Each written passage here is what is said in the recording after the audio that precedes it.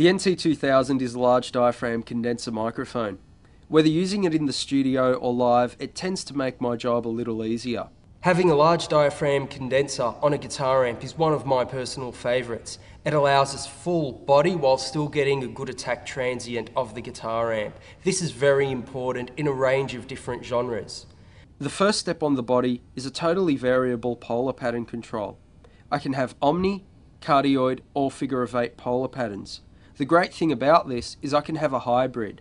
The NT2000 features a continuously variable high-pass filter from 20 Hz all the way up to 140. This is very useful, especially when recording in a room that adds a lot of low-end rumbling. The third switch on the microphone is a variable pad setting.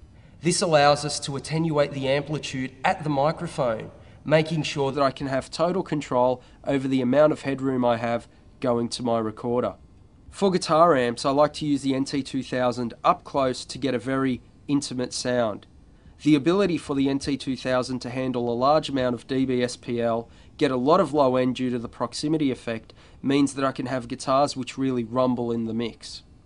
To get a more even guitar frequency response, we can move the NT2000 back in the room. This tends to pick up more of the room's acoustic properties as well. By switching it to omnipolar pattern, I get even more of the room's acoustic properties. This is a lot of direct, rear and side reflections. The figure 8 polar pattern allows me to get a lot of the direct sound from the amplifier and the rear room reflections from the microphone. The figure 8, like the number 8, allows me to remove the side reflections from my sound. This is good for when we want to have a guitar that's got depth in our mix but not overwhelming the other instruments.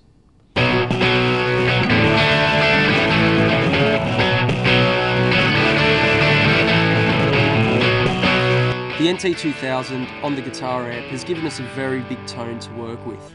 Using a compressor or EQ, we can actually mess around a bit with the amplitude, dynamic range and even the sound envelope.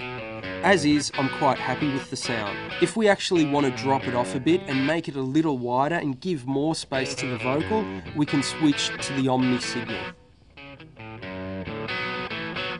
As you can hear with the Omni signal, I've still kept the same tone, it's just not as in your face.